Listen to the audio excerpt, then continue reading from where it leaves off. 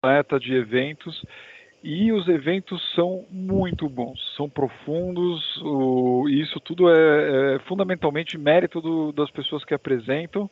Não quero só aumentar a sua responsabilidade, porque pelo que a gente vê, o que a gente já conhece, tem aí muita coisa, temos todos muita coisa para aprender contigo, doutora Maíra. Então, para apresentar,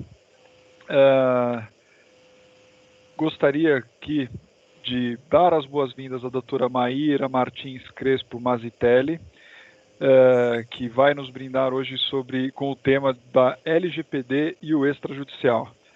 LGPD, eu imagino que para muita gente seja uma grande novidade, porque é mesmo uma lei nova, e eu particularmente ainda tenho mais dúvidas do que qualquer outra coisa a respeito da lei, de como funciona, e de conciliar os conceitos, né, todas as novidades trazidas pela Lei Geral de Proteção de Dados Pessoais, que é o nome da lei, se não me falha a memória, o LGPD e o pessoais no final, mas conciliar as novidades dessa nova lei com a atividade extrajudicial é algo muito interessante. E acredito, assim, não tenho dúvidas que não poderíamos ter ninguém mais bem preparado do que a doutora Maíra para falar disso. Uma breve apresentação do grande currículo da doutora Maíra, graduada em Direito pela PUC, pós-graduada em Direito Público, tem pós-graduação em Direito Notarial e Registral também, mestre em Ciências Jurídicas, mestre em Direito da União Europeia e doutoranda em Ciências Jurídicas. Exerceu a função de interventora no Ofício de Registro Civil de Joinville, Santa Catarina, e foi titular concursada da Escrivania de Paz de Gravataí, Santa Catarina, e atualmente é tabeliã de notas e de protestos na comarca de Jaguaruna, também em Santa Catarina. É um brevíssimo resumo, porque a gente quer te ouvir, doutora Maíra. Em nome da academia, mais uma vez, eu agradeço a todos os presentes. Um breve aviso, as nossas apresentações são todas elas gravadas, então ficar na nossa, agora aproveitando a LGPD, né, nós cuidamos das nossas gravações com todo carinho e cuidado, e ficar nessa nossa reunião implica na aceitação dessa gravação. Nós incentivamos que vocês participem, que mandem as perguntas pelo chat ou façam as intervenções que tiverem necessárias, de acordo aí com o que a doutora Maíra colocar na condução.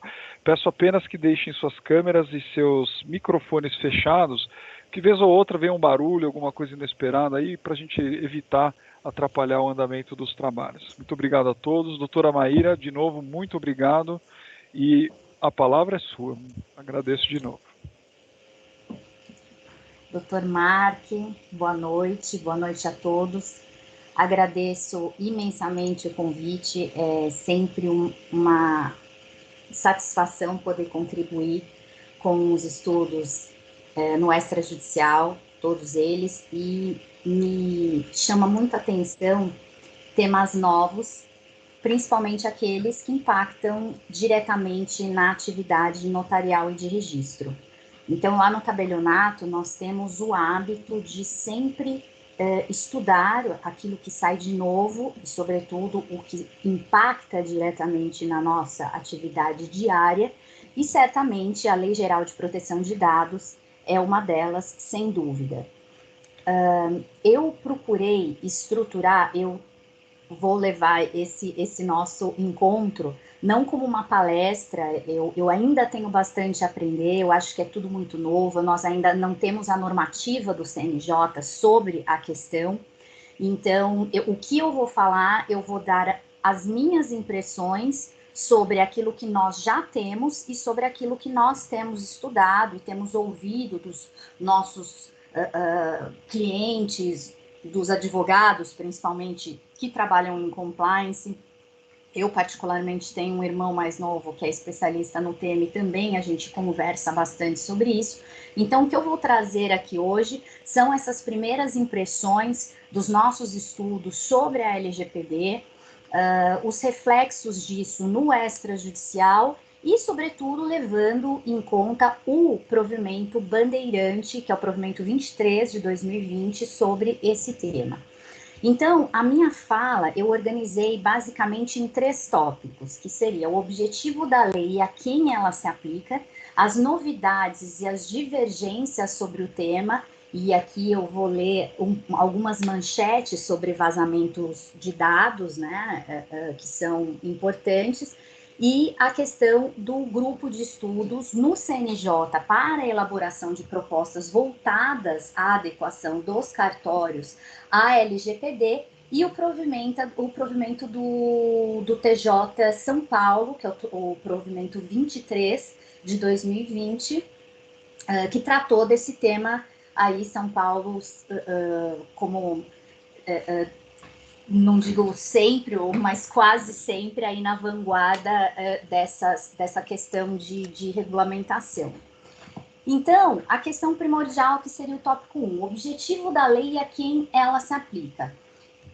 Então, em linhas gerais, né, aqui veio a Lei Geral de Proteção de Dados Pessoais. Então, em linhas gerais, a LGPD, ela veio para proteger os direitos fundamentais e de privacidade.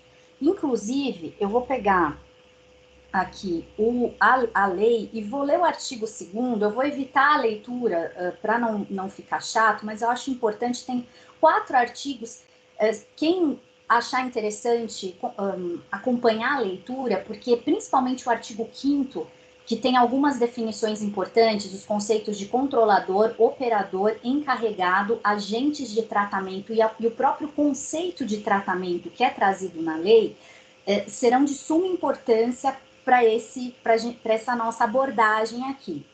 Então, o artigo 2º diz o seguinte: a disciplina da proteção de dados pessoais tem como fundamentos o respeito à privacidade, a autodeterminação informativa, a liberdade de expressão, de informação, de comunicação e de opinião, a inviolabilidade da intimidade, da honra e da imagem, o desenvolvimento econômico e tecnológico e a inovação, a livre iniciativa, a livre concorrência e a defesa do consumidor e os direitos humanos, o livre desenvolvimento da personalidade, a dignidade e o exercício da cidadania pelas pessoas naturais.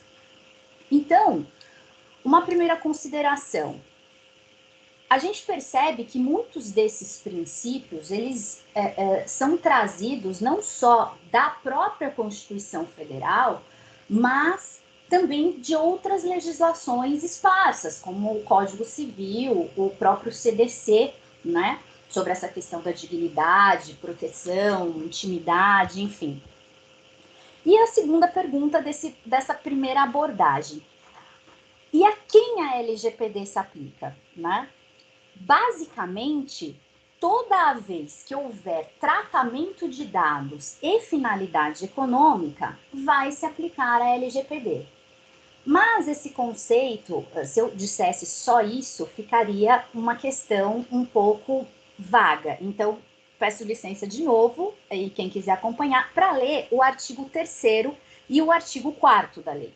Então, o artigo 3º diz o seguinte: esta lei aplica-se a qualquer operação de tratamento realizada por pessoa natural ou por pessoa jurídica de direito público ou privado, independentemente do meio, do país de sua sede ou do país onde estejam localizados os dados, desde que a operação de tratamento seja realizada em território nacional, a atividade de tratamento tenha por objetivo a oferta ou fornecimento de bens ou serviços ou tratamento de dados de indivíduos localizados no território nacional, ou os dados pessoais objeto do tratamento tenham sido coletados no território nacional.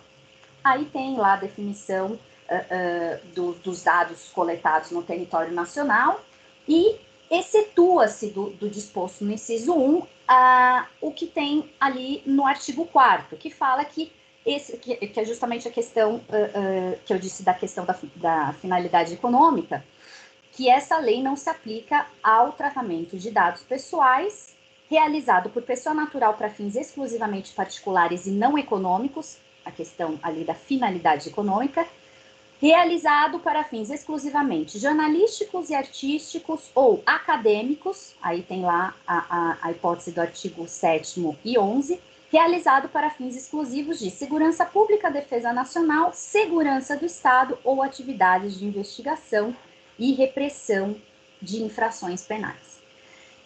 E o próprio conceito de tratamento trazido pela LGPD vai nos mostrar que praticamente qualquer coisa que se faça com um dado, qualquer tratamento, qualquer manipulação e gestão de um dado é considerado tratamento para a lei, né? Então, última leitura, prometo, é o seguinte, nós vamos falar agora, eu vou ler para vocês, não vou ler o artigo 5º inteiro, vocês vão ver que os artigos são bem explicativos, bem longos, tá? Então, como eu disse, prometo que é o último que eu vou ler, que é o artigo 5º, tá? Eu vou ler só os incisos 6, 7, 8, 9 e 10. Por que eu vou ler esses incisos? Porque o 6 traz o conceito de controlador, o 7 de operador, o 8 de encarregado, que é uma figura que está dando o que falar aí. 4 diz que os agentes de tratamento são justamente o controlador e o operador, e depois o que é tratamento de dado. Então vamos lá. O que é controlador? É qualquer pessoa natural ou jurídica de direito público ou privado a quem competem as decisões referentes ao tratamento dos dados pessoais. O que é o operador? Pessoa natural ou jurídica de direito público ou privado que realiza o tratamento de dados pessoais em nome do controlador. Em nome do controlador. Então, o controlador controla e o operador cumpre os comandos do controlador. O controlador é quem decide. O encarregado é a pessoa indicada pelo controlador e operador para atuar como canal de comunicação entre o controlador, os titulares de dados e a Autoridade Nacional de Proteção de Dados, que é a ANPD. Os agentes de tratamento são controlador e operador. E agora, por fim, último conceito, o que é tratamento? O que é tratamento de dado para a Lei Geral de Proteção de Dados? Tratamento é toda operação realizada com dados pessoais, como as que se referem a coleta, produção, recepção, classificação, utilização, acesso, reprodução, transmissão, distribuição, processamento, arquivamento, armazenamento, eliminação, avaliação ou controle da informação, modificação, comunicação, transferência, difusão ou extração. Ufa! Ou seja, qualquer coisa, basicamente, é tratamento de dados. Então, essa lei parte da premissa da proteção de vários princípios já consolidados e previstos na Constituição Federal, no Código Civil, no CDC, na legislação federal, enfim. E começaram, evidentemente, a surgir muitas questões sobre a aplicação da LGPD, a quem se aplicaria, todo mundo tem que ter encarregado, como que isso vai funcionar na prática. Então, o CNJ, pela portaria 60 de 18 de dezembro de 2020, criou um grupo de trabalho para elaboração de estudos e de propostas voltadas à adequação dos serviços notariais e de registro para a lei, digamos assim, adequar o extrajudicial à Lei Geral de Proteção de Dados. Aí a gente vai olhar como que esse grupo é formado. Esse grupo, dos 15 membros desse grupo de estudos, 8 são de São Paulo, sendo um desembargador, 2 magistrados, 4 titulares de serventias extrajudiciais e um professor doutor da Universidade de São Paulo. Então, o que a gente pode esperar dessa normativa do CNJ?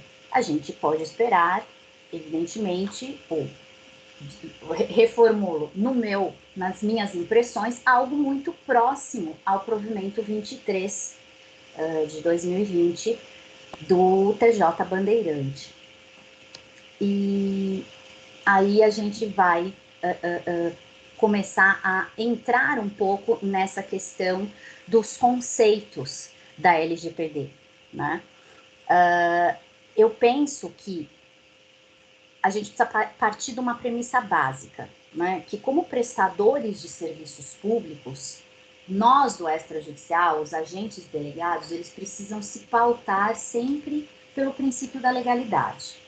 A gente não inventa muita coisa, a gente aplica a lei, a gente segue as normativas do CNJ, da nossa corregedoria, cada estado tem a sua, sabemos que as normas que regem o extrajudicial em âmbito nacional são bastante díspares, isso é uma questão que se discute muito, né?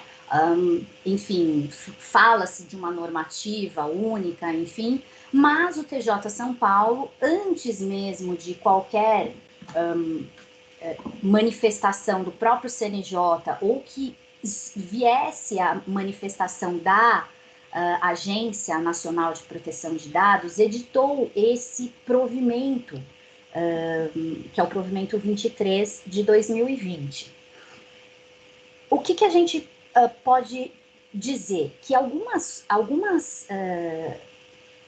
interpretações, é claro que toda legislação que surge geram interpretações, muitas vezes diversas, só que a partir daí a gente pensa, bom, a regulamentação é bem-vinda, mas a gente precisa ter a cautela de olhar o que realmente se aplica a determinadas naturezas de atividade e o que é realmente novo, o que é realmente uma inovação trazida pela Lei Geral de Proteção de Dados. Então, a gente não pode esquecer que os dois pilares legais da atividade extrajudicial, e quando eu falo legais, eu falo de lei federal, é a Lei 6.015 de 73 e a Lei 8.935 de 94. A Lei 6.015 de 73 é a Lei de Registros Públicos e a Lei 8.935 de 94 é a Lei dos Notários e Registradores, ou Estatuto dos Notários e Registradores. E a Lei 8.935, que é de 94, ela já traz o dever do sigilo da documentação e dos assuntos de natureza reservada que nós tomamos conhecimento em razão da nossa atividade, né? Eu acredito que eu não sou a única, mas eu sempre interpretei esse dispositivo da maneira mais ampla possível, porque eu acho que é pressuposto para a gente trabalhar com os assuntos tão sensíveis que a gente vê no cartório, principalmente depois da lei do divórcio, da lei 11.7, enfim, a lei que permitiu o divórcio e o inventário extra, a gente pode perceber a importância da descrição do tabelião e também, obviamente, do registrador no tratamento desses dados, né? O sigilo da nossa atividade, quer dizer, a gente já atua com essa descrição independentemente da LGPD, né? Então, eu arriscaria dizer que, no meu sentir, os notários e registradores, eles já cumprem isso desde sempre. E a lei de 94 veio reforçar o cumprimento desses preceitos que foram reforçados pelo artigo 2º da LGPD, liberdade, privacidade, enfim, direitos fundamentais, né? Então, nesse aspecto, particularmente, né, eu entendo que não houve grandes inovações. O que a LGPD ela foi trazer mecanismos para que o titular dessas informações pudesse exercer tais direitos de maneira mais eficaz, inclusive por meio da prestação jurisdicional. A questão também das multas, da própria sanção econômica para o desrespeito ao sigilo dos dados, ao tratamento, ao cuidado com esses tratamentos.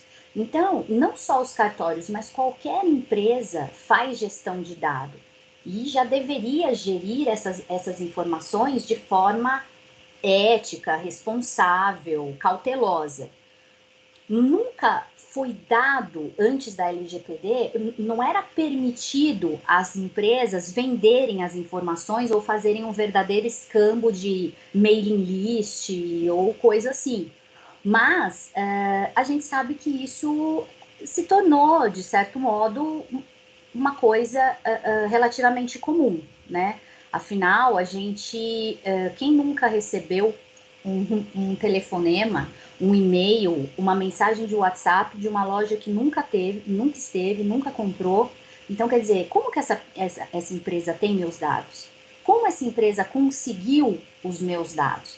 Então, evidentemente que há houve no passado, e acredito que ainda há, talvez até não não por maldade, mas e quando eu falo isso eu vou dar um exemplo do que eu presenciei em relação a essa troca de dados. Então, outro dia eu estava esperando num consultório a minha vez, e aí uma moça entrou e disse assim para a recepcionista: olha, eu trabalho no edifício aqui do lado e a gente está contratando recepcionista. Você tem currículo para me dar?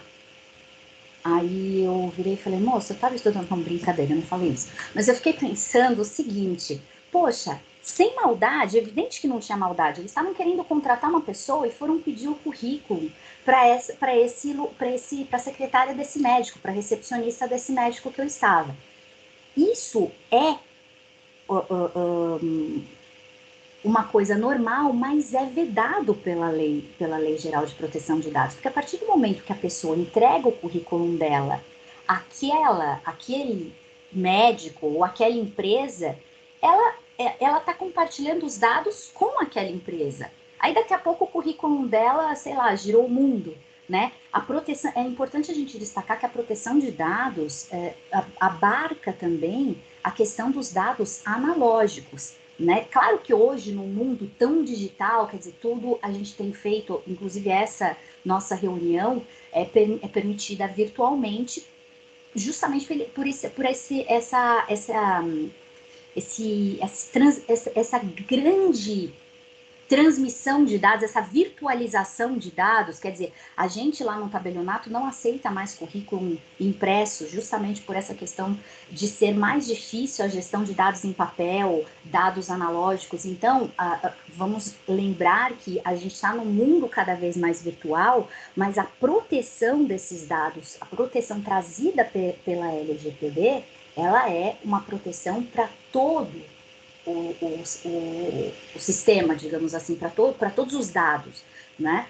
Sistema virtual e sistema analógico. Então, quando eu recebo um currículo no tabelionato, eu recebo isso via site, está dizendo lá o período que a gente arquiva esse documento, que a gente não compartilha os dados, nem mesmo com outras serventias extrajudiciais, justamente pela questão, já não fazíamos isso, muito menos agora, em virtude da LGPD.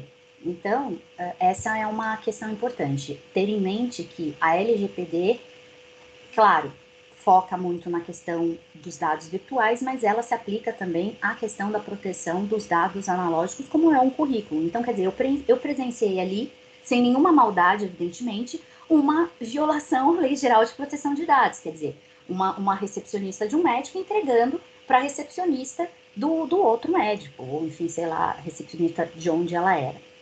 Então, essa questão não existe no extrajudicial. Por que não existe no extrajudicial? Porque isso não é uma prática nossa, e porque a gente já sofre, quem conhece o extrajudicial, já trabalhou numa serventia extrajudicial, ou, enfim, os advogados que devem ter muitos aí, não sei se o doutor Mark atua nessa área, dando aí alguma assessoria, sabe que algumas corregedorias mais, outras menos, mas a fiscalização existente sobre a nossa atividade é muito intensa. Então, a gente tem correições, e no estado que eu sou tabeliã, que é Santa Catarina, essas correições, já antes da pandemia, ocorriam inclusive online, de modo virtual.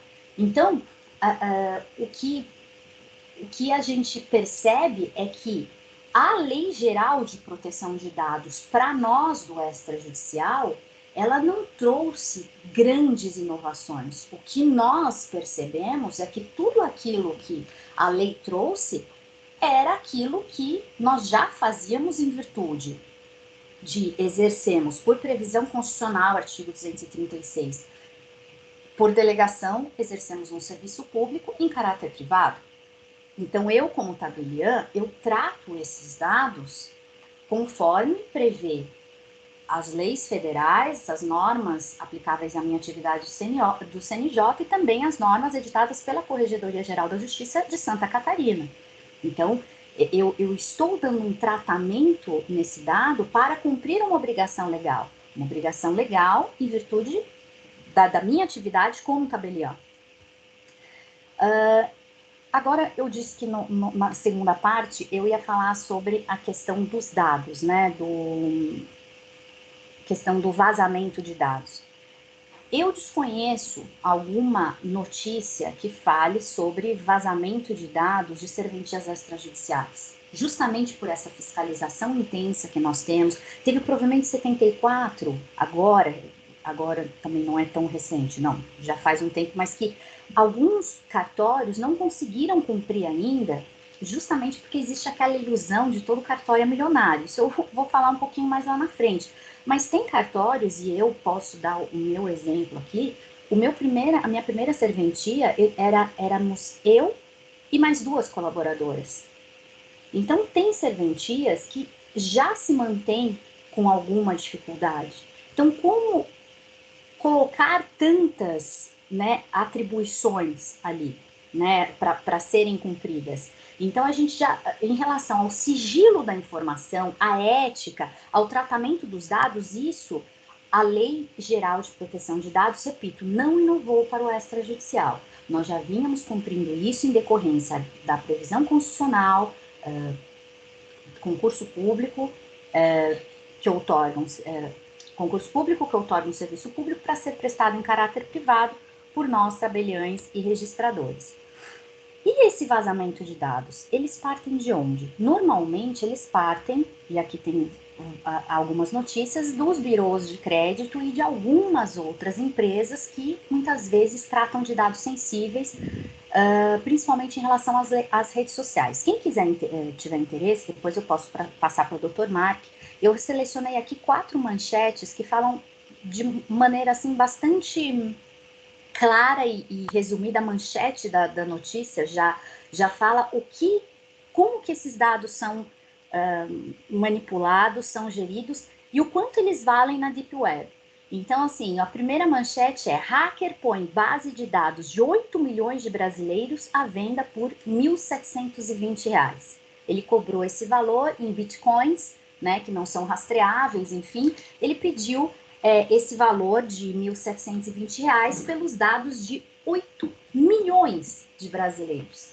R$ 1.720, 8 milhões de brasileiros. Então, veja o quanto está valendo a intimidade. É uma coisa assim que é desproporcional, realmente assustador.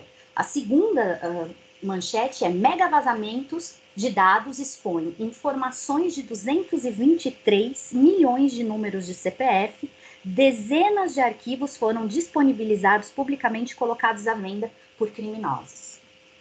Terceira manchete: mais de 400 gigas, vazamento expõe milhões de usuários de Facebook, Instagram e LinkedIn.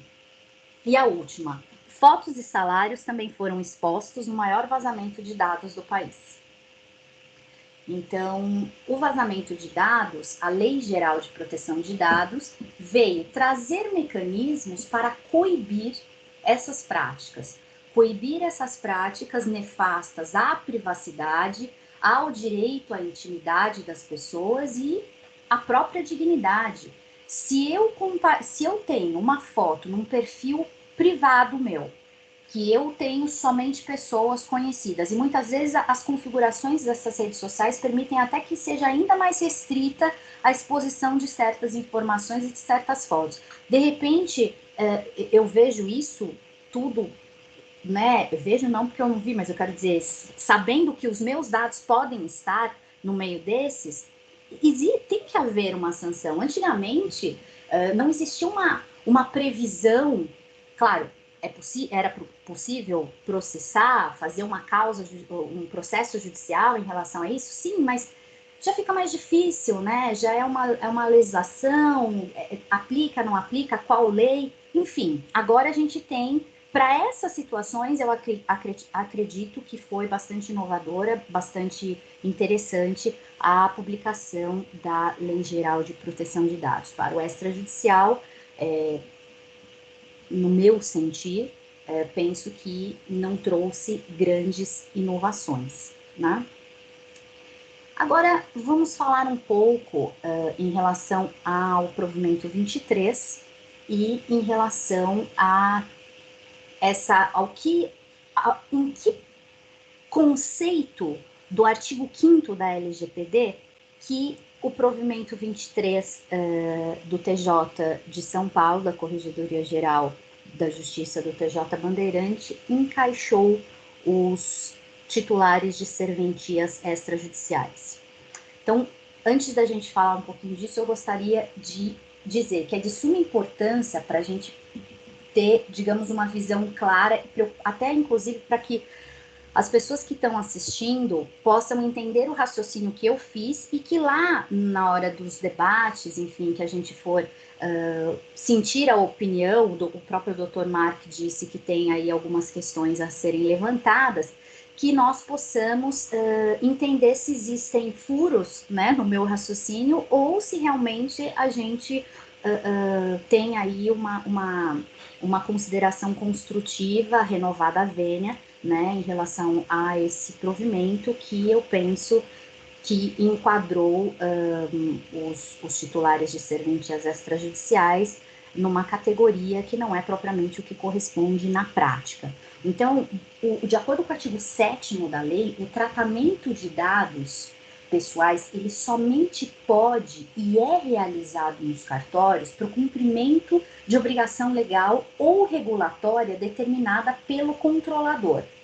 E, no caso específico das serventias extrajudiciais, embora haja divergência sobre o tema, eu particularmente arrisco dizer que também teria a possibilidade de aplicação do inciso 1, ou seja, o consentimento pelo titular de dados, que seria o usuário do serviço extrajudicial que vai até o tabelionato ou ao ofício de registro para fornecê-los. Ressaltando que essa questão do inciso 1, há divergência porque há profissionais que entendem que a nós se aplicaria tão somente o inciso 2, ou seja, que nós fazemos o tratamento de dados para o cumprimento de obrigação legal ou regulatória determinada para o controlador.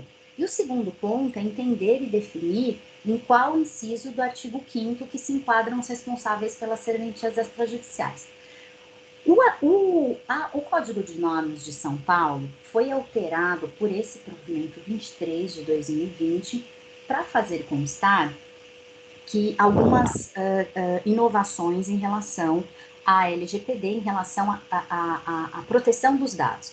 Então, diz que os responsáveis pelos cartórios, sejam eles de notas e registros, sejam os responsáveis titulares concursados, interventores ou interinos, eles são controladores e responsáveis pelas decisões referentes aos tratamentos dos dados pessoais.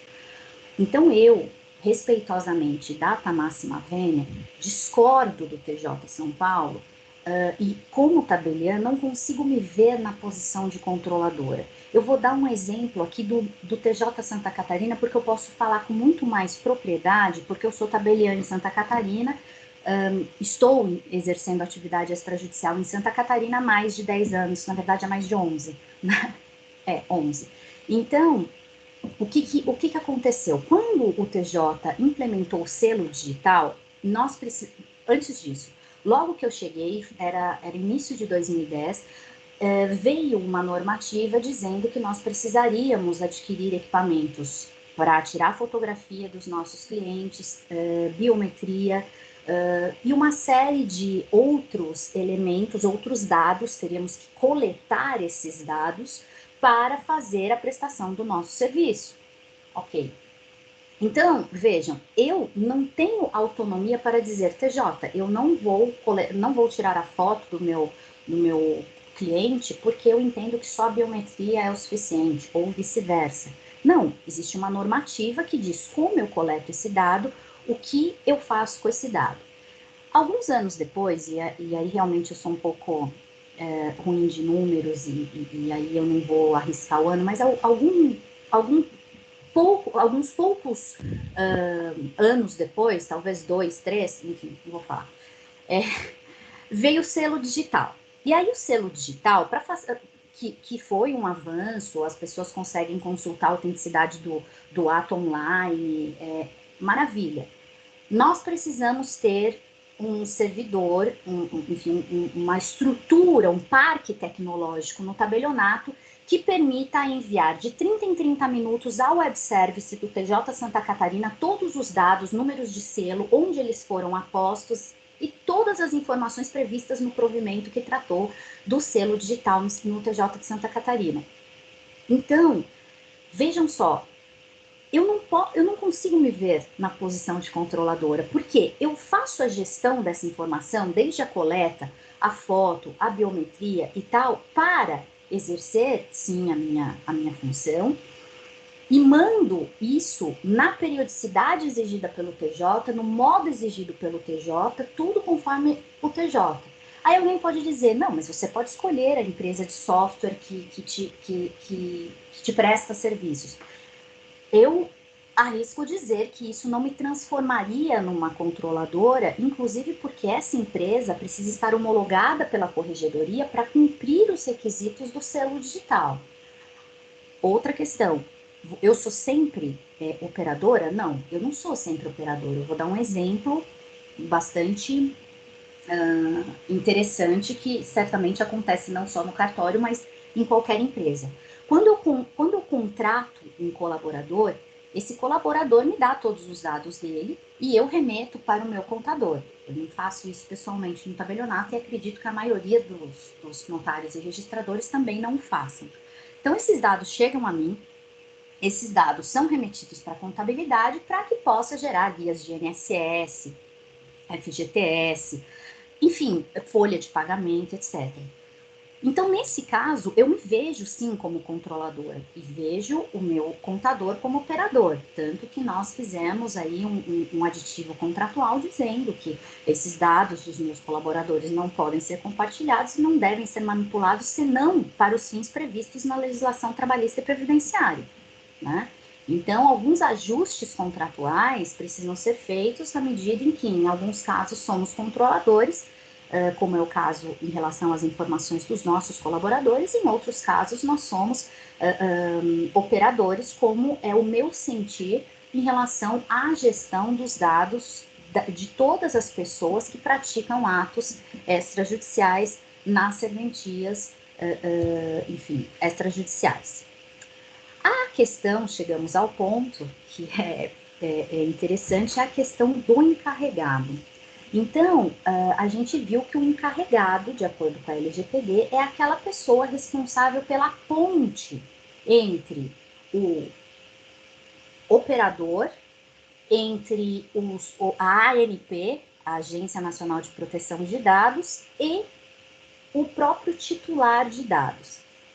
E aí, o provimento 23 estabeleceu que cada cartório precisa manter um encarregado para, enfim, cumprir essa determinação da legislação. De fato, a Lei Geral de Proteção de Dados prevê isso, só que no artigo 41, parágrafo 3º, traz uma exceção dizendo que a Autoridade Nacional de Proteção de Dados, a ANPD, ela pode estabelecer normas complementares sobre a definição e as atribuições do encarregado, inclusive prevendo hipóteses de dispensa da indicação de um encarregado, conforme a natureza e o porte da pessoa física ou jurídica, né, entidade, enfim, e o volume de operações feitas. Aqui a gente volta à questão do tamanho, né, seja das serventias ou seja das empresas. A Lei Geral de Proteção de Dados se aplica a todo mundo? Sim, se aplica a qualquer cartório, independente do porte, e a qualquer empresa, independentemente de seu porte. A questão que nós tratamos aqui, que eu estou procurando, né, expor a minha ideia, é o seguinte: o encarregado, eu suponho e acredito que essa seja a mens legis, não seja uma pessoa em que a gente vai dar o nome encarregado. Qualquer funcionário que a gente pega ali e fala, então, agora, além de substituto, ou enfim, além de RH, você vai ser o encarregado. Essa pessoa, não pode ser para inglês ver, né? Digamos assim. Essa pessoa precisa ter um treinamento adequado, essa pessoa precisa saber o que ela está fazendo. Então, vamos pensar que, no caso de uma grande empresa de tecnologia, numa grande empresa de e-commerce e tudo mais, sim, necessário, é importante atender a esse preceito legal. Mas nós precisamos pensar também no tamanho, no fluxo de informações, ou seja, o que faz uma gigante de tecnologia, o que faz uma gigante do e-commerce, o que em contraponto àquilo que faz o mercado do São João, ou aquilo que de repente faz aquela serventia que tem um colaborador, 2 colaboradores, no meu caso, na minha primeira serventia, eu e mais 2, depois ficamos eu e mais uma. Então, vejam só a desproporção de exigir a figura do encarregado e todo o treinamento desta pessoa para gerir qual volume de dados. Existe a necessidade de gerir esse volume de dados? A pergunta que eu faço é, para o extrajudicial, considerando a lei, a Constituição, considerando a Lei 8935, tudo isso, toda essa normativa que já estabelece o sigilo e as normas éticas, os nossos deveres, seria necessário algo mais além disso? Então, é algo a se pensar aí com a sensibilidade, não só com a técnica, mas com a sensibilidade. Porque tem serventias, a gente fala, nossa, o cartório dos sonhos, um cartório na capital, que beleza. E é esse o conceito de cartório que as pessoas têm. Mas o que a grande população ou a grande massa não sabe é que a grande maioria não é aquele tabelionato, aquele registro da capital. São serventias que se mantêm com extrema dificuldade, muitas vezes com ajuda de custo fornecida a partir de outras fontes de dinheiro que não é de forma alguma do Estado, né? A gente não recebe dinheiro público, a renda, por exemplo, para o registro civil é composta de outras fontes, em Santa Catarina, selo, etc., mas não é dinheiro público, né? É sempre dinheiro ali do próprio extrajudicial. Então, pensem vocês a como que seria uma serventia que tem 2 pessoas, ou seja, o titular e mais um colaborador. Deslocar esse colaborador, ainda que seja poucos dias ou poucas horas, para ter um treinamento para ser encarregado. Como que fica a prestação adequada do serviço público? Porque a gente tem que ter um equilíbrio ali, né? Prestação de serviço público adequado e o custeio disso. Muitas vezes essa conta não fecha. É importante haver essa análise da questão com uma sensibilidade. Essa sensibilidade de dizer, mas existe a necessidade? Será que isso já não é cumprido? Então, são esses pontos que eu levanto aí para os debates futuros. Como eu disse, a questão do provimento 74, nós temos colegas que ainda não conseguiram se adaptar ao provimento 74. E não foram poucos. Porque a gente sabe que, embora o provimento 74 tenha previsto um escalonamento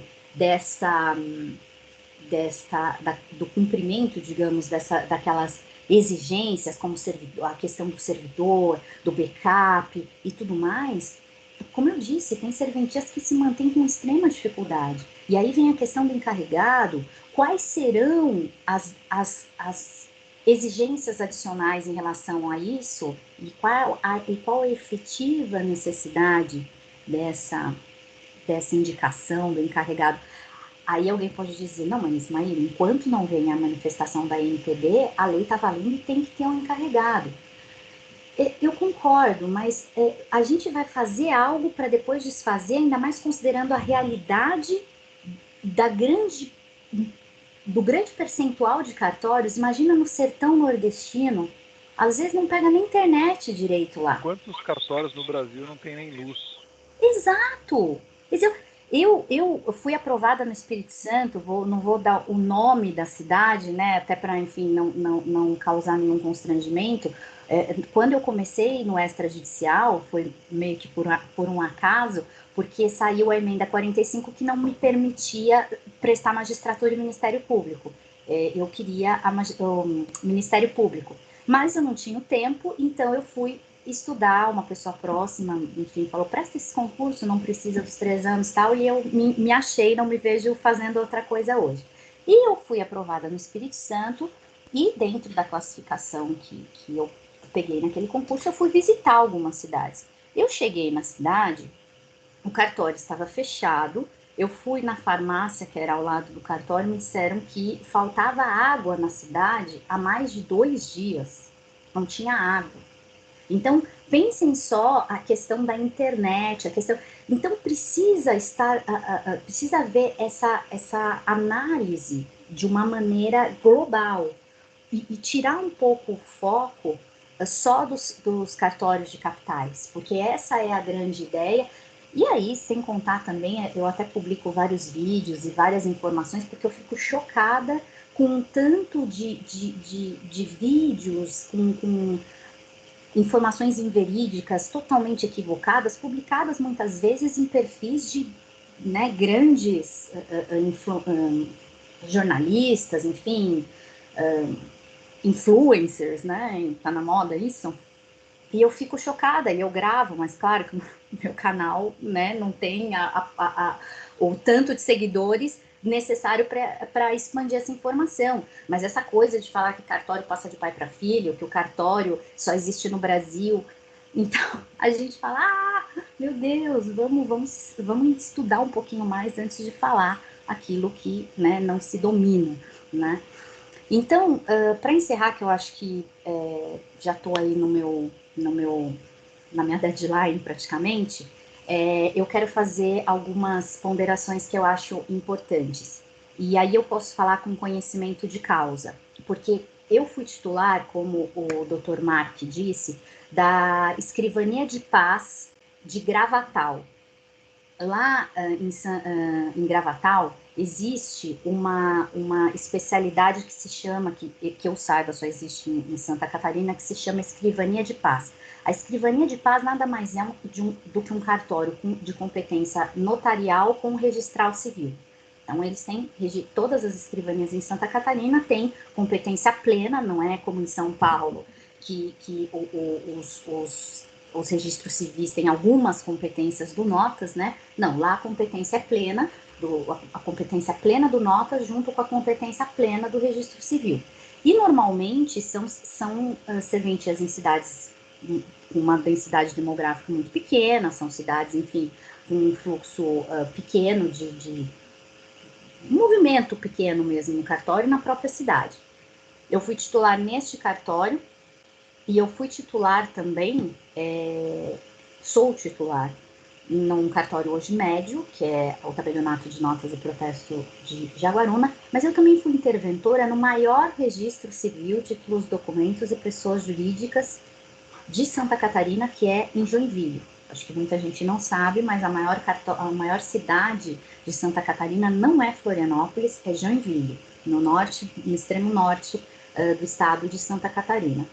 E eu pude perceber, nesse período em que eu fui interventora, que a necessidade que os problemas que eu tinha no cartório de Gravatal eram totalmente diferentes dos problemas que eu tinha em Joinville, e vice-versa.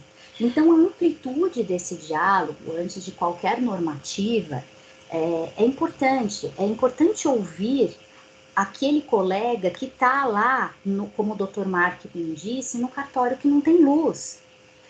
É uma outra realidade. Então, nós precisamos entender que o extrajudicial brasileiro, ele tem uma diferença, um abismo entre um cartório de uma capital e um cartório do sertão nordestino, né? E ali eu não estou nem falando de faturamento, eu estou falando de infraestrutura, né? Então, a amplitude desse diálogo é muito importante, a amplitude desse diálogo é muito importante para que exista essa tomada de decisão por quem está normatizando, tendo uma visão mais ampla, né? A gente precisa ver o todo, não focar só, como eu disse, nas serventias de capitais. Uma questão que é importante também, que eu acredito que foi sentida não só pelo nosso tabelionato, mas por vários empresários e vários, enfim, segmentos de prestação de serviço, foi o decréscimo de faturamento por conta da pandemia. Então, a gente precisa também levar em conta essa questão, o decréscimo do faturamento das serventias. Então, imagina aquela serventia que já se mantinha com dificuldade, como que não está, né, depois da pandemia.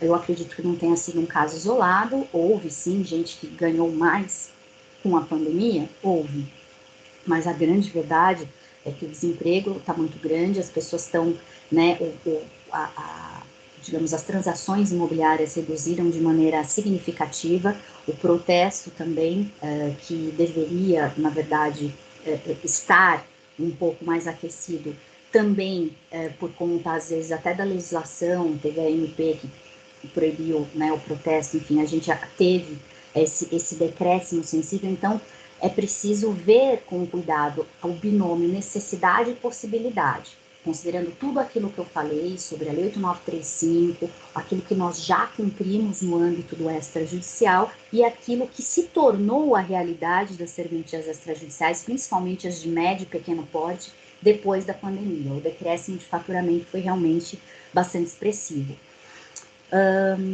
E na hipótese remota, na hipótese remota não, que a possibilidade é real, vou reformular. Na hipótese de se manter um entendimento no sentido de que até eventual manifestação da agência, seja necessário ter a figura do encarregado no cartório, que seja fornecido um treinamento, um curso para os delegatários e prepostos, para que isso não seja ainda mais custoso, enfim, difícil para cumprir todas essas diretrizes, enfim, essas exigências.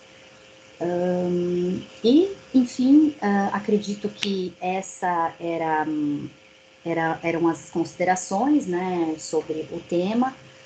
Não quero me alongar, eu acho que os debates vão ser interessantes, eu gostaria de ouvir o que os participantes pensam a respeito da figura do controlador, do operador. Claro que a nossa conversa aqui foi focada no extrajudicial, inclusive porque é aonde a gente sente apertar o sapato, porque eu estou no extra, então a tendência é que a gente foque naquilo que é da nossa atividade. Então, lembrando, evidentemente, que nós fazemos a gestão desses dados tendo, né, em mente para enquadrar no artigo 5º da Lei Geral de Proteção de Dados, lembrar que, de acordo com o artigo 7º, inciso 2, os notários e registradores fazem a o tratamento desses dados para o cumprimento de obrigação legal ou regulatória determinada pelo colaborador. Então, com essas considerações, eu encerro aqui a minha breve participação. Agradeço mais uma vez a oportunidade, o convite de participar desse momento aqui, que certamente será muito mais rico aí, nessa troca de informações. E, enfim, doutor Marco, te devolvo a palavra para que nós possamos falar e debater sobre o tema. Que legal, muito obrigado, parabéns e obrigado por falar de um assunto assim tão complicado, tão novo, com tamanha eloquência e com tamanha simplicidade. Parabéns, isso muito ajuda e engrandece todos nós. Eu fico assim por muitos anos trabalhando na área e trabalhando com extrajudicial, vi a retificação de registro extrajudicial aparecer, a lei do divórcio, e todas aí, né, a atividade extrajudicial em si ganhando uma importância ainda maior do que a que já tinha. E por estar envolvido e ser mais curioso do que estudioso muitas vezes, mas eu lembro de na época que tramitava aí, acho que eram mais de 6 projetos de leis muito semelhantes, até terem sido todos aglutinados e virarem o que virou a LGPD. Eu tinha para mim sempre uma seguinte coisa, e muito provavelmente estava errado, né? Mas, no Brasil, há séculos, e provavelmente na história da humanidade, há milhares de anos, é o tabelião, é o escriba, o notário, chama do jeito que quiser, né? Os hebreus chamavam, tinha lá os 3 tantos nomes e tal. Mas essas são as figuras que fazem a gestão de dados, que preservam o dado, que recebem. É muito mais do que isso, né? Mas para constituir o direito, para orientar as partes, para fazer, para exteriorizar a manifestação de vontade, para dar a validade e eficácia do negócio jurídico, eles recebem os dados e eles têm a obrigação histórica e culturalmente muito pacificada de preservar esses dados e disponibilizar esses dados na forma da lei. Então, para mim, a liturgia a respeito da atividade extrajudicial era tão clara, tão perfeitamente amarrada, fechada e segura, que eu falei o seguinte, bom, LGPD vai vir para botar ordem na baderna. Onde que é a baderna? No privado, onde você compra dados, você faz contrato um monte, vende um prédio inteiro e vende os dados dos compradores para empresa de decoração, para vendedor de tapete, para... Isso porque eu sou afeto à atividade imobiliária, mas esses exemplos horrorosos têm todas as outras atividades, né?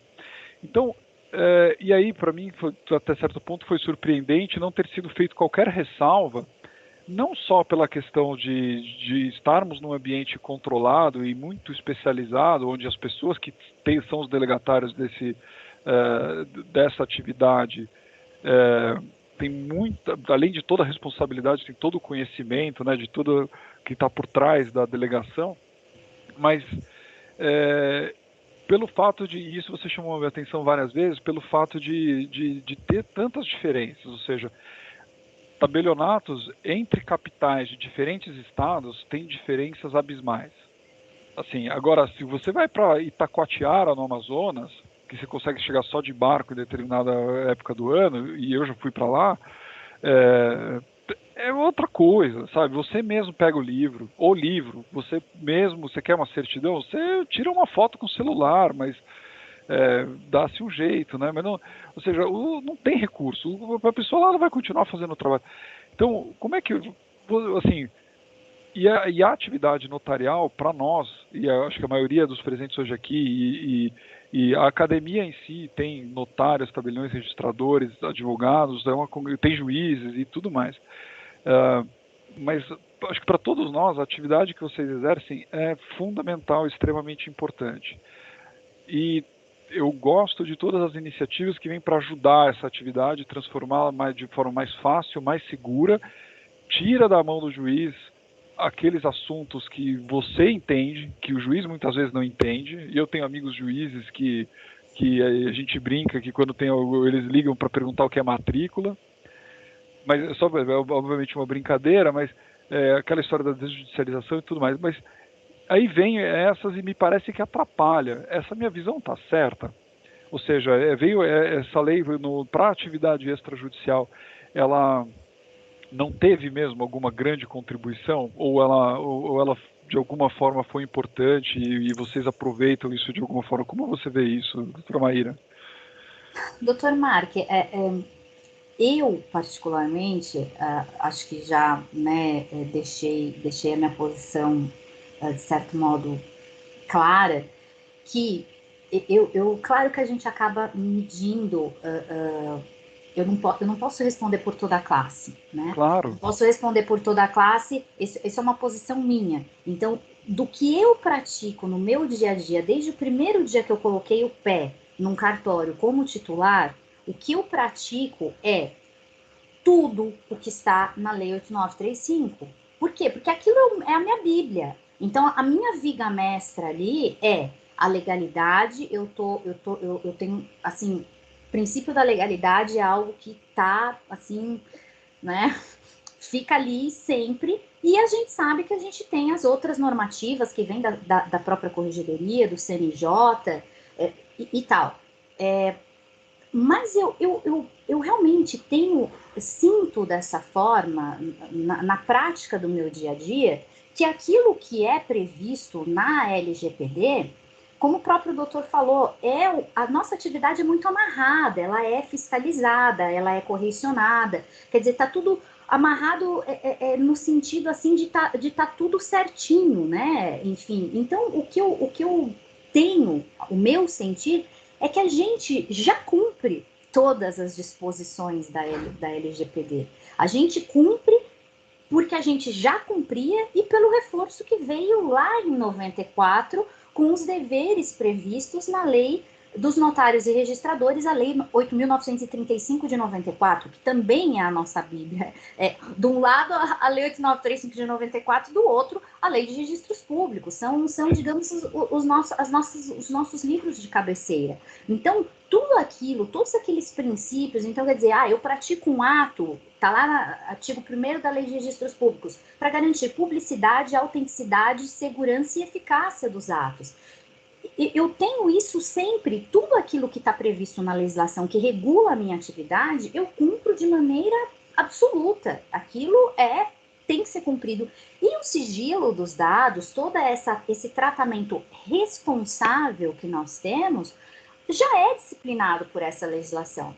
Então, data vênia, há opiniões diversas, em sentido contrário, eu tenho esse sentido por estar ali na prática da atividade notarial, já fui registradora, inclusive de imóveis, já passei por todas as especialidades, tive esse privilégio, porque eu fui, como eu disse, interventora em Joinville, então eu tive o contato com títulos e documentos, que era uma especialidade até então desconhecida para mim.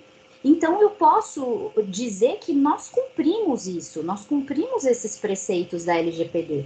Então, a gente fica um pouco com certo receio daquilo que pode vir regulamentar para uma coisa que já está andando bem, né? Nós não temos, como eu disse, histórico de vazamento de dados, de alguma digamos, impropriedade nesse sentido da LGPD.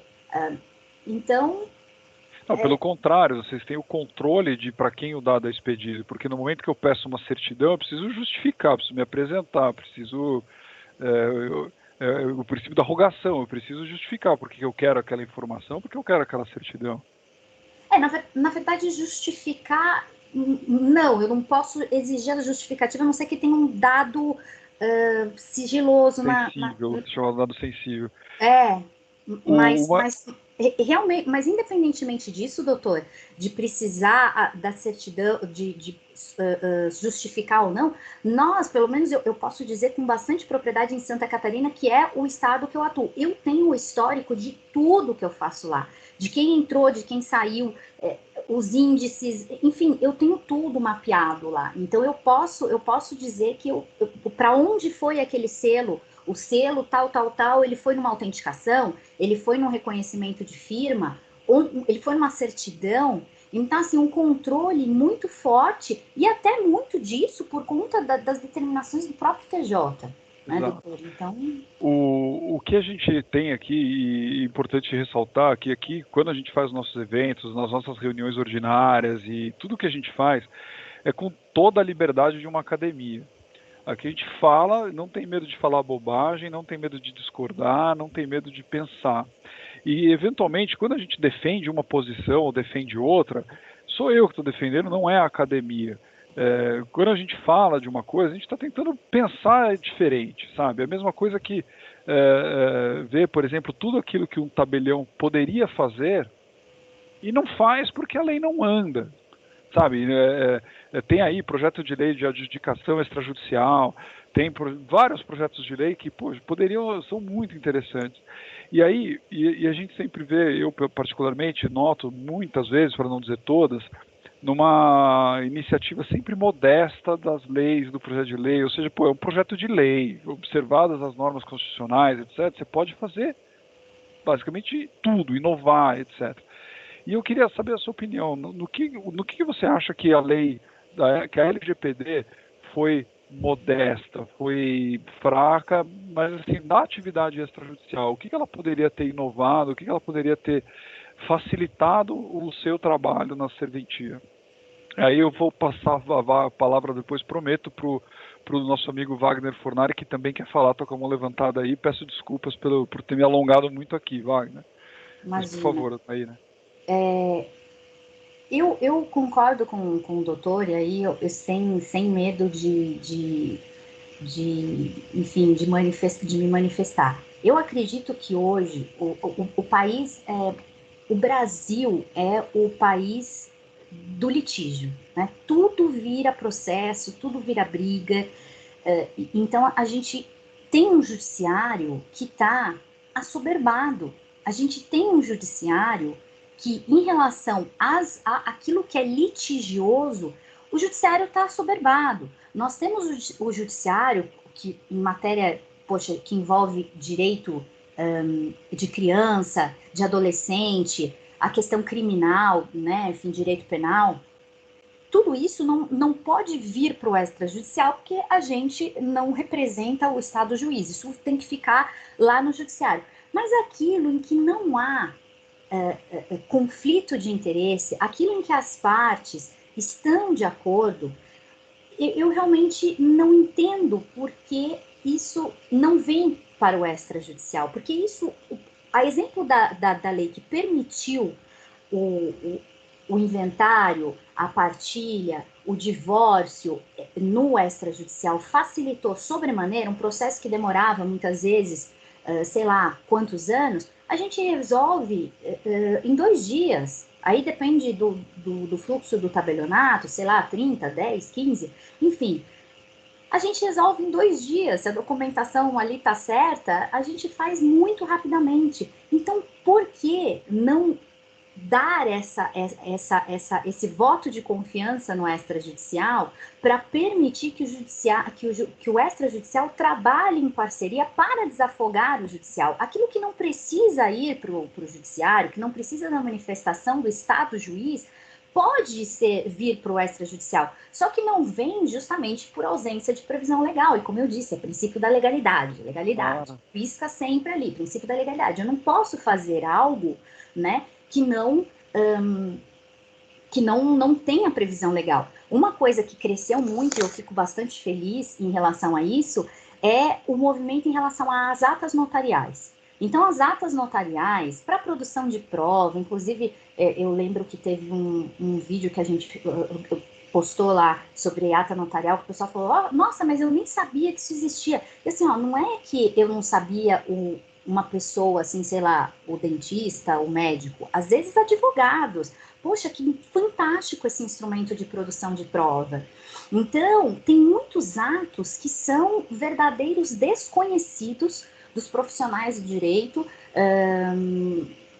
porque na própria academia, e quando em 2014 eu fui chamada para enfim, participar de um ciclo lá na UFSC, e eu lembro que eu comentei isso. Eu falei assim, o extrajudicial, muitas coisas que a gente faz não são conhecidas da população.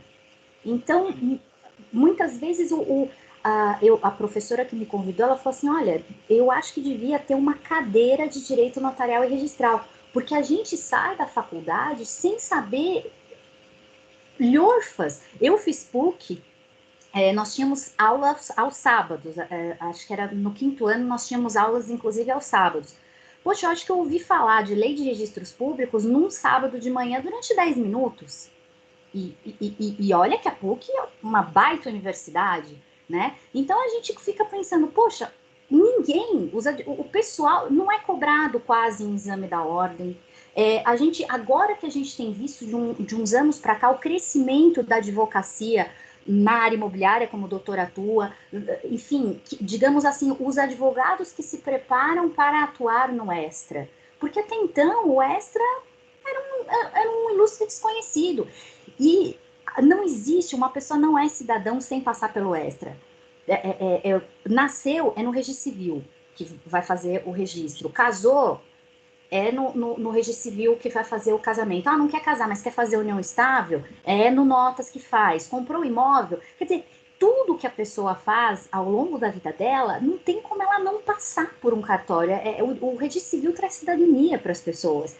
Então não podia sair da academia, né, tão raso nessa matéria, e eu realmente acredito que tudo que vier para agregar ao extrajudicial digamos, algo que vai ser muito bem recepcionado pela sociedade, porque isso vai dar agilidade para o próprio judiciário e vai, para essas serventias pequenas, como era o caso de Gravatal, como é o caso de Gravatal, vai agregar para que a serventia se mantenha com menos sacrifício, porque realmente alguns cartórios estão...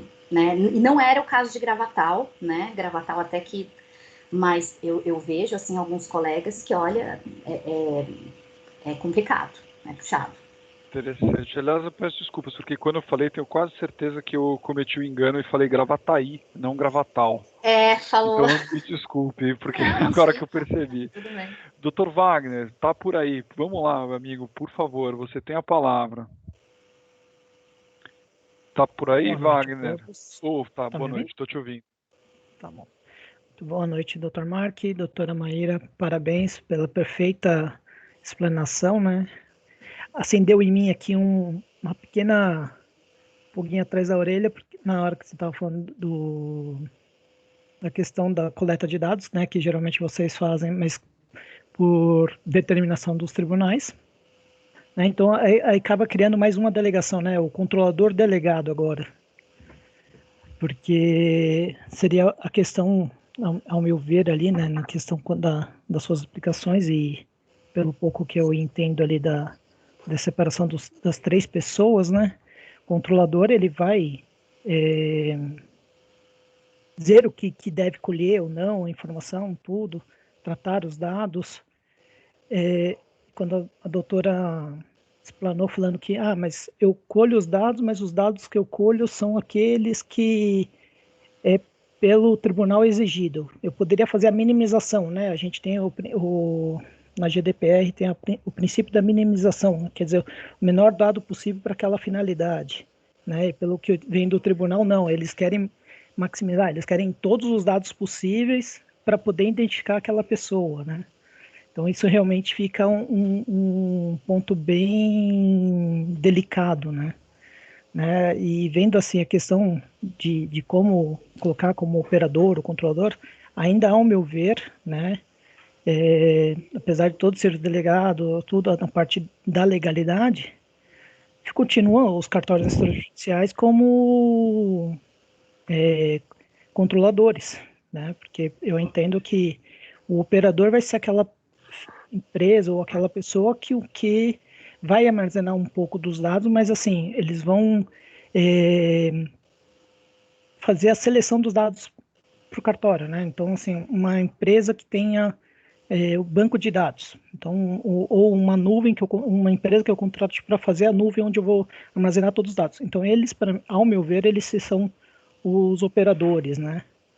E um pouco só do encarregado, né, que também é chamado pela GDPR o DPO, né, ele pode ser tanto pessoa física ou jurídica, né, apesar que ficou um pouquinho ali, só falado que foi falado assim, no carregado, ele é o que vai fazer a ponte entre o operador o controlador, a agência nacional e o titular de dados. Na minha visão, né, além disso, o encarregado ele tem uma função muito importante dentro da incorporação, dentro das empresas, né, em geral, falando, eu sei do extrajudicial, porque ele também vai fazer uma análise do risco, né? Ele vai analisar qual que é o risco de vazar. Eu sei que é muito difícil ocorrer um vazamento, a gente tem tudo que a gente tem dentro do extrajudicial, todas as normas para corrigir. Sim, mas o carregado ele vai analisar qual que é a possibilidade, ele vai verificar dentro do controlador qual é a possibilidade daquele risco, ele vai fazer toda a análise, exatamente que isso essa análise também já é um documento, uma fonte para minimizar o risco e lá na frente, numa aplicação de multa, você vai poder demonstrar dentro disso, dentro dessa análise como de pior.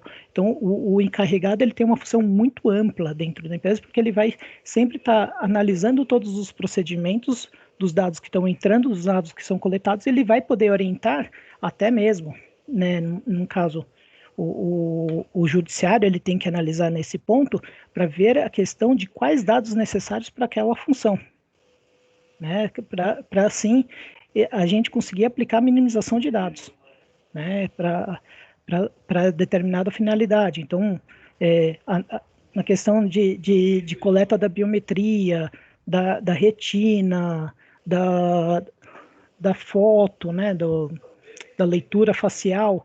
Então, são dados, né, não digo sensíveis, mas dados delicados, que em caso de vazamento você tem sérias complicações que pode acarretar para a pessoa. Então, assim, o encarregado, eu sei que para muitos ainda é difícil por causa do tamanho da empresa, né, mas ele tem uma função muito importante dentro da empresa, né. A gente tem na GDPR, você tem muito comparativo na LGPD e a GDPR, né? A GDPR ele tem determinados números de funcionários para isso, né? Ele não analisa o fluxo de dados, ele analisa o número de funcionários. Então isso é uma coisa que a gente, infelizmente, tem que aguardar a agência nacional para poder dar os parâmetros como que a gente vai seguir, né? Mas é bem delicada essa questão de o profissional não é só aquela fonte de contato, é aquele profissional também que vai auxiliar toda a operação da coleta de dados, né? Então, acho que é só mais isso e agradeço assim, porque realmente essa questão do controlador delegado, né, que está delegando a função de coletar os dados, das formas que são, isso é muito bom para a discussão também, porque se o tribunal está exigindo tais dados, ele tem a responsabilidade dele sobre esses dados que estão sendo coletados, que não seria necessário para a sua finalidade.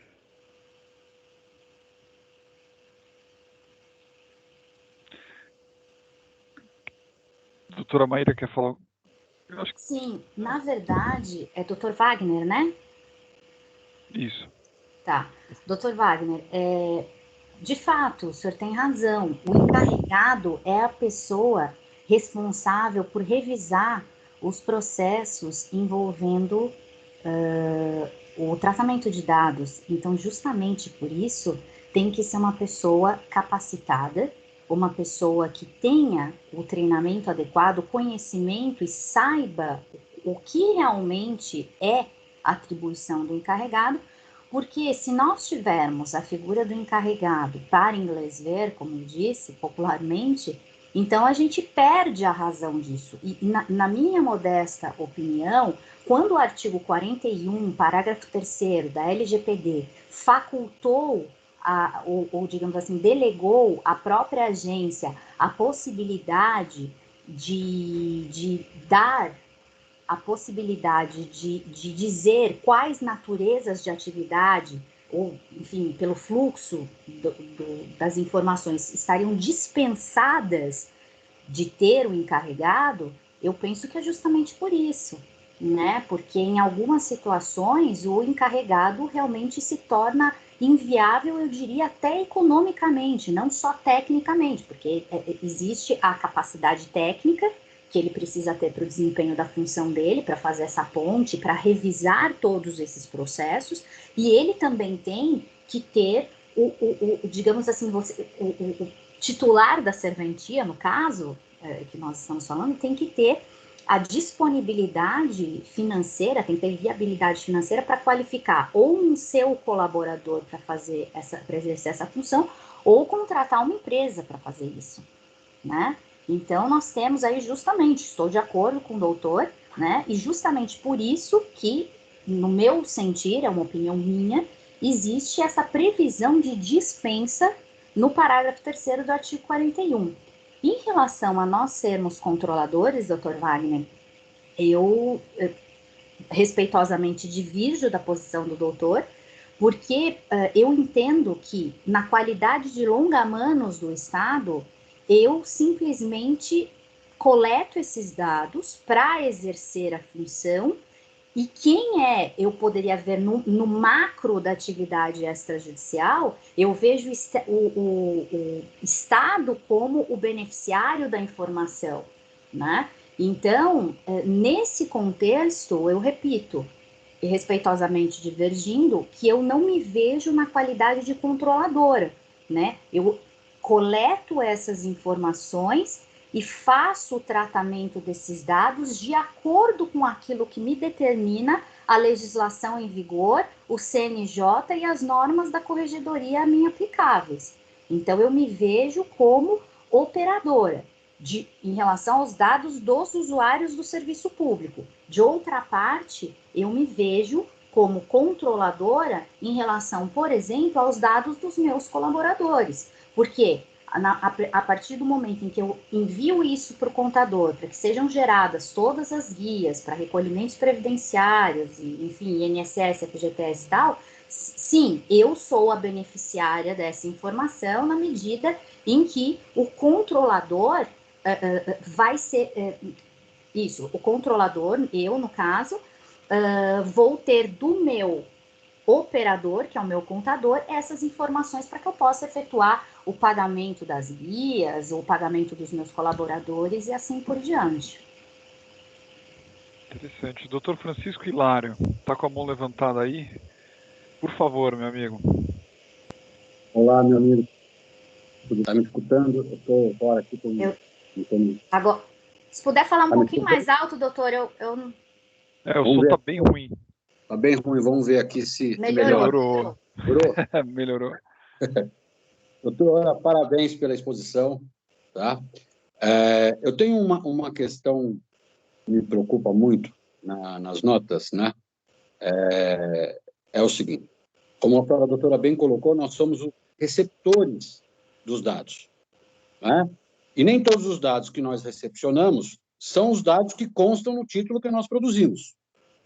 Né? Muitas vezes existem dados que nós somos obrigados a recepcionar, que não necessariamente vai constar no título do traslado ou no livro da escritura, mas que a gente tem que colher para poder fazer as informações, eventual DOI, informações de CEPAS, né? Esses outros dados. Uma questão que me preocupa muito nas notas é o seguinte, aqui em São Paulo nós temos começando a ter algumas exigências no sentido de a obrigação de colocar uma qualificação mais completa, inclusive com e-mails e tudo mais. E tem gente que fala assim, e aí, né, tendo vista a lei federal que exige que tenha-se a necessidade do endereço eletrônico, né, colocando até uma obrigatoriedade de a gente fazer o e-mail para a pessoa como que nós tivéssemos no Brasil tecnológico, né? Então, eu gostaria de perguntar para a doutora o que a doutora acha sobre essas situações dos dados que nós coletamos, mas que não colocamos nos atos, né? Se nessa situação desses dados que são coletados, a nossa responsabilidade em relação à lei de proteção de dados. Não sei se ficou claro. E aproveitando também, eu gostei muito da exposição da doutora em falar, né, tirar essa ideia de que todo registrador e tabelião é milionário, né? Eu digo que para ter um tabelião registrador milionário, basta duas coisas. A primeira é ser bilionário, e a segunda é prestar um concurso. Tendo essas duas coisas, com certeza, será um tabelião milionário ou um registrador milionário. Essa é a minha questão para a doutora. Muito obrigado. Doutor Hilário, eu estava com uma dificuldade de ouvir, mas se eu entendi bem a questão que o doutor colocou, na medida em que eu enxergo tabeliães e registradores como operadores dos dados, eu entendo que a gente coleta esses dados e faz a gestão desses dados e continua. Vamos ver se eu consigo ser o mais clara possível. Nós somos responsáveis pela gestão dos dados, somos responsáveis por sigilo e tudo mais, sejamos nós controladores ou operadores. A questão é, em relação a qualquer dado que eu pego do meu cliente, seja o celular, seja o e-mail, porque essa realidade que o doutor narrou no Notas é a realidade do protesto também, principalmente depois da questão do provimento, que não lembro o número, que falou sobre a questão da comunicação digital. Então, a gente precisa desses dados para realizar a nossa finalidade, que é recuperar o crédito do nosso cliente. Então, se eu tenho que pegar esses dados para recuperar o crédito do meu cliente, então eu estou fazendo o tratamento desses dados, mas sempre tendo em vista as normativas, não só da 8935, que, como eu disse, nós observamos, né, de muito tempo atrás, e reforçado pela Lei 8.935 de 94, mas nós, como o doutor bem falou, o fazemos, digamos assim, pelas normas e sob digamos, o controle do TJ, que edita essas normativas. Então, quer dizer, eu compartilho com o próprio TJ em Santa Catarina, eu compartilho esses dados de 30 em 30 minutos. E se eu não compartilho esses dados de 30 em 30 minutos, eu posso ter problemas. Então, veja a situação. Como eu posso ser considerada controladora? Eu não consigo me ver, mas, como eu disse, caso alguém consiga fazer um outro raciocínio, porque eu já estudei, conversei com advogados e com especialistas no tema, né? E eles concordaram comigo. Então, a Lei Geral de Proteção de Dados, ela não pode ser um empecilho para exercício de direitos, né? Então, a gente coleta todas essas informações, a gente compartilha todas essas informações com o tribunal, e nessa qualidade, não consigo ver notários e registradores na gestão dos dados para a prática dos atos notariais e de registro como enquadrados no inciso 6 do artigo 5º. Eu nos vejo realmente no inciso 7, na qualidade de operadores.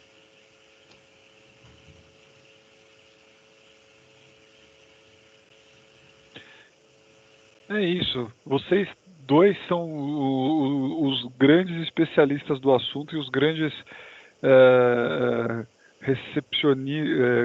operadores mesmo, não no sentido da LGPD, mas as pessoas que manejam e manipulam essas informações e tudo mais. Eu acho que pelo adiantado da hora, nós vamos encerrar. Eu acho que ficam os contatos aí via academia com a doutora Maíra. E por favor, doutora Maíra, se quiser falar as últimas palavras aqui para a nossa plateia, por favor, fique à vontade. Bom, eu quero agradecer mais uma vez as pertinentes intervenções aí do Dr. Wagner, do Dr. Hilário. Eu sempre gosto de ouvir, né, outras opiniões, outros pontos de vista. Estou vendo aqui o que o Dr. Wagner escreveu aqui. Enfim, eu me coloco à disposição para responder eventuais dúvidas. Nas redes sociais, nós estamos como Tabelionato Jaguaruna. Às vezes eu demoro um pouco para responder, mas sempre respondo. O doutorado tem tomado realmente bastante tempo e outros projetos que eu abracei aí, mas aos poucos eu vou me organizando e colocando tudo em dia. Quero agradecer, sobretudo, ao doutor Marcos pelo convite, ao doutor Mark pela gentil recepção aqui, enfim, espero que a normativa venha levando em consideração todas essas questões que nós colocamos aqui, que esse ponto de vista eu trago como meu ponto de vista, porque a responsabilidade é minha na medida em que eu estou falando, mas antes de formar as minhas convicções, eu conversei bastante, não só com colegas notários e registradores, mas com advogados, com profissionais da governança corporativa, e eu acredito realmente que não data vênia, nós não podemos ser considerados aí como controladores, e sim como operadores na questão da gestão dos dados dos usuários do serviço público delegado. Isso mesmo, Tabelionato Jaguaruna. Obrigada, Viviane, obrigada. E é isso aí, estou à disposição pelos canais ali, redes sociais. A gente publica bastante coisa também no canal do YouTube Tabeleoa. Se gostarem, assistirem os vídeos, tem um vídeo que fala sobre fato ou fake, que é o que tem mais números de visualização, que a gente fala sobre essas fantasias que tem sobre os cartórios. Então, eu os convido a assistir os vídeos lá e sugerir temas para novos vídeos, e me coloco aqui à disposição do Dr. Mark, enfim, à disposição dos colegas, advogados, para entrar em contato, para eventualmente alguma coisa que eu não me fiz clara, que eu possa esclarecer aí num segundo momento. Que legal, muito obrigado, eu agradeço sinceramente, as portas da nossa academia estão abertas para você. Obrigada. Acho que os eventos da última quinta-feira do mês, eles deixam a gente mais próximos, porque logo na sequência, amanhã cedo tem reunião ordinária, tem assembleia, e estão todos aí, reforço o convite a todos. Doutora Maíra, muito obrigado mais uma vez, eu agradeço a todos pela presença, fiquem bem e uma boa noite a todos. Boa noite a todos, muito obrigada.